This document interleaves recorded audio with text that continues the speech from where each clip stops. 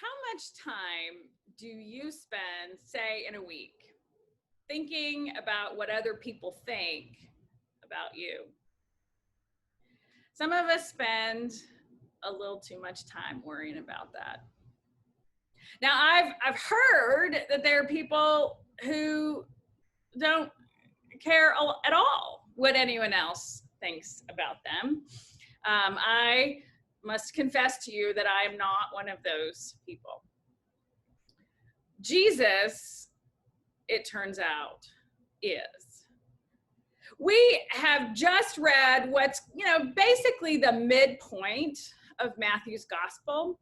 What Dylan and Ashley read for us today is this junction between this long period, or this long section where Jesus has been teaching publicly, teaching to crowds, teaching to all who came to listen to him. And during that period, he didn't say anything about being the Messiah. He, of all the things he taught, the crowds who came to hear from him, he didn't teach that. He didn't tell them at all what they should think about him. We pivot now into an extended period of Jesus teaching more intimately and more intensely his disciples. And we enter into that section with the moment we've had now, which is understood as Peter's confession of who Jesus is. And for the first time in the Gospels, Jesus, almost kind of casually, really, in the way I read it, was like, who are people saying that I am? And all these crowds who have come to hear him have formed opinions about him. But again, Jesus didn't say anything about what they should think about him. And so they have formed opinions based on their interactions with him. And they've come up with a variety of theories that the disciples have overheard or heard tell of. Maybe you're John the Baptist. Maybe John the Baptist come back, right? Elijah or a prophet. People have formed ideas about him. But Jesus didn't exhaust any energy on making sure they understood anything in particular. So he turns and asks the disciples, okay, so that's what people are saying, but what do you say? And Peter makes this confession: you are the Messiah, the Son of the living God. Peter says, you are the anointed one. You are the Christ. You are the Messiah. Now, Peter didn't know that because Jesus told him that. Peter knew that because of his experience of Jesus. Peter was able to make that confession because not Jesus taught him. This is the right doctrine. This is what you got to understand. Peter came to that insight, that understanding, because of what he had experienced of Jesus. Doctrine wasn't what Jesus was teaching, but in the experience of Jesus, of being around him, of hearing from him, Peter was able to come to this fuller understanding, this deeper understanding of just who this was that he was following. And the fuller implication of all that meant: you are the Messiah. You are the Christ. You are the anointed one. Those are all different ways of translating into the English what's happening there in the Greek. Now, Peter makes that precise confession in all three of the synoptic gospels. Matthew, Mark, and Luke all contain Peter's confession, in which he exclaims, you are the Messiah, where he gets it right. But I want to think for a few moments together about what it means that really wasn't the key thing that Jesus was teaching and training. That what he was asking of his followers wasn't to make this declaration. The things that he taught explicitly were about how to live and how to treat one another and how to act and how to behave in ways that reflect the love of God. Through that experience, people come to a deeper and fuller understanding of just what it is they're dealing with.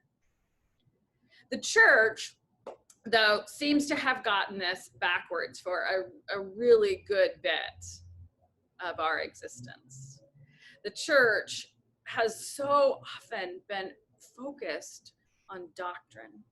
The church has so often been focused on the kinds of affirmations we might make around theology and doctrine and dogma, and have forgotten the things that led in Jesus' teaching. You know, this almost offhanded pivot. Jesus is like, okay, they've got it. They're ready for the next stuff. They've sorted it out. They've figured it out. Let's move on to this more intense and intimate teaching. He doesn't bang the drum for doctrine. Jesus bangs the drum for how we act and live and treat one another. This moment we've read is the first time that Jesus has shown any interest in any of this kind of thing that we've come to understand as doctrine. And yet too often it's the only thing churches have come to have an interest in and come to be willing, to fight over, to split over, to divide over, to call one another names like heretic over. Something that was not essential in the things that Jesus taught has become the centerpiece of who churches and who Christians too often think they are. And I think this is one of the things that can make people believe that the church is not relevant to their lives. I mean, what is the point, they'll think, if I'm supposed to be able to affirm and believe and explicate things I believe when I don't know any of that, when I'm not sure, when I'm confused, when I'm uncertain. So we get it backwards. We think people need to come to us because they believe the things we think they should believe, as opposed to thinking people should come and be among us because of the experience they have of community, of people, of love, of mercy, of compassion, of just kindness. And through that experience, come to a deeper and fuller and richer understanding of God. What if rather than inviting people to believe certain things about God, we invited them to an experience of God? What if the church, rather than a place that was able to explicate doctrine, was an experience of love and loving kindness? What if we did that?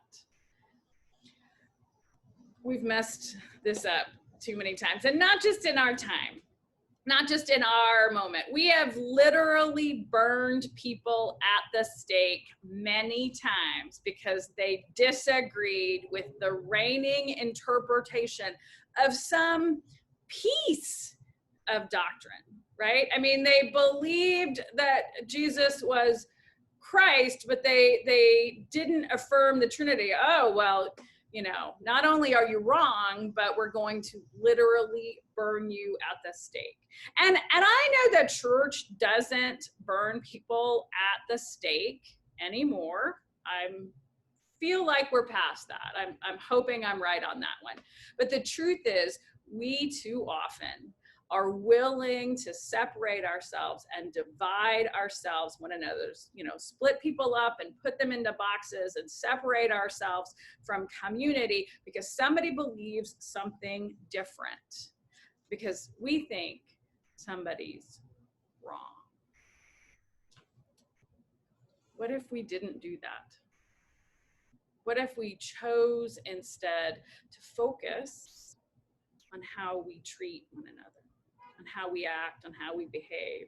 And what if rather than being concerned whether someone embraced the right belief, we were concerned about how they experienced us and concerned with helping them treat others in a way that others experienced love and kindness? It's okay to not be sure what you believe about theology. It's actually a good thing, I think, to have questions and uncertainties and to be open to exploring new ideas. It's okay to not be sure about doctrine. And it's okay to be a part of a church community that doesn't demand a certain kind of thinking, but invites questions and invites exploration and invites conversation that allows uncertainty, that makes room for uncertainty. I mean, you could go to a church that turns out to have been 100% right on doctrine, right? Turns out when we all get to the other side, that church community got every data point right. But if that church had managed to teach every point of doctrine accurately, but had never mentioned economic justice, had never mentioned racial justice, had never mentioned concern for the poor or the marginalized. Well, I mean, first of all, I would argue that church never got its doctrine right. Second of all, I'd argue it'd be a pretty sad place to be. You could be right all day long, but if you're unkind, if you're unconcerned, well, I just don't think you're following Jesus in the way that he called us to. Henry Ward Beecher, who was a very famous preacher in Brooklyn, they used to say that you could find your way to Henry Ward Beecher's church in Brooklyn Heights on Sunday morning by just getting on the ferry, going across to Brooklyn and following the crowds. Now, I don't think anyone's ever going to give those kind of instructions to find us on John Street. You know, maybe one day, I can hope. But he was a very famous preacher. And one of the things that sort of drew people to him was a diminished focus, which was novel in the 19th century, on doctrine. And he explained that in part by saying, you know, I'm going to tell you what orthodoxy is. Orthodoxy is my doxy, and heterodoxy is your doxy in those places where my doxy and your doxy don't line up with one another. I think the church is called in this moment where there's so much going on and the path forward isn't always clear. And there's so much work to do, to focus less on the doxy stuff and more on the how we treat one another piece of this life of discipleship. I particularly like the way one pastor writes about it. His name is Philip Gulley, and he wrote a book called If the Church Were Christian. And he says this about our overemphasis sometimes on doctrine. When Jesus was asked to boil down the law to its essential element, he didn't hesitate. Love. Love your neighbor, love the Lord, love yourself. Jesus never, not once, went to the mat for doctrine. Yet every split and schism in the church happened because of our stubborn insistence that others must profess the right belief. We have expended huge amounts of resources and goodwill defending the very aspect of religious life that Jesus valued least. This is the great irony of Christ's church. A significant number of its members care more about believing certain things about Jesus than following his example of love and service.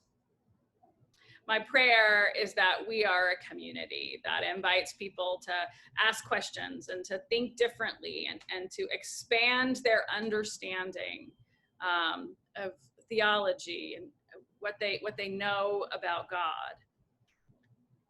Mostly, I hope that they'll feel like they can do that because in our midst, rather than telling them what they should think about Jesus, we invite them to experience the love of Christ.